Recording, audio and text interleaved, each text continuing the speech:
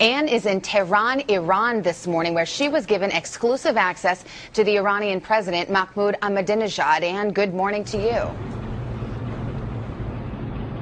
Good morning to you, Savannah. That's right. We were granted the first ever behind-the-scenes access to the daily schedule of Iran's President Ahmadinejad, drawing back a curtain on one of the world's most controversial and secretive leaders. After his 5 a.m. prayers, President Ahmadinejad Good morning, Mr. President. Good morning. Walks from his private residence in the presidential compound to his daily workout, jogging with his security team, at times seemingly Rocky style, before sunrise. Then to the gym, often lifting weights or cycling. Concerned about staying healthy, President Ahmadinejad exercises more than 30 minutes every morning. He reaches his spacious but simple office before 7 a.m. There he works without shoes, but at 54 with reading glasses. First up, scanning local newspapers and briefs, including what Western media are reporting. By 8, he's on his way.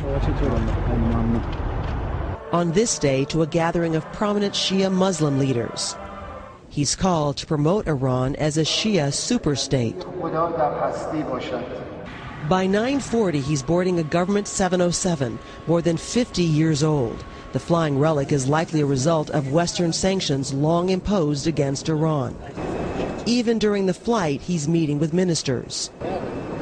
A hard-driving schedule is the norm, his aides say, claiming he sleeps just 3 hours a night and that his days often stretch to 2 a.m. They say even Iran's supreme leader has advised him to sleep more. In his 6 years as president, Ahmadinejad has visited each province at least 3 times and every city in each province. At 11:45, after an hour flight, we land at remote Khorasan province near the border of Turkmenistan. Mr. President. In this poor border town, he first stops at a bazaar, meeting local artisans.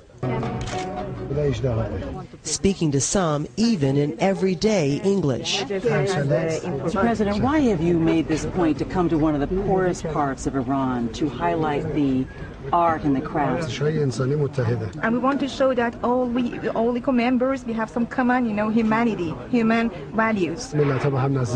Just the main point is to integrate all the nations together. About all the nations of the world, including the United States? Everywhere there is a human. Keeping obviously a grueling schedule, what is your primary motivation as president? Why do you work so hard? Because we're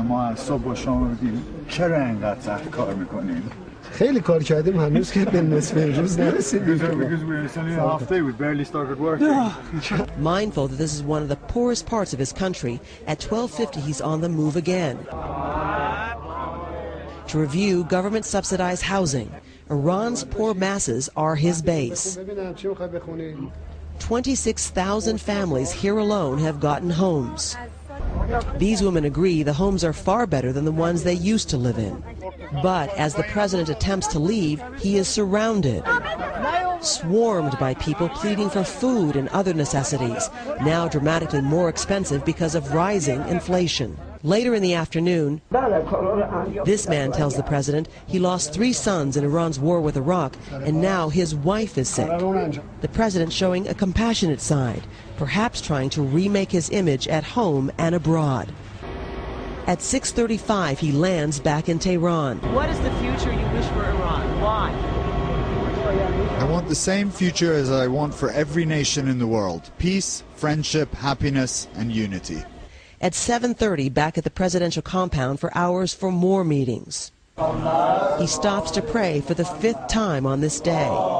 And then, in darkness, he returns to work, expected to go until midnight, when night becomes day again. President Ahmadinejad is about to appear once again on the world stage when he speaks before the United Nations General Assembly.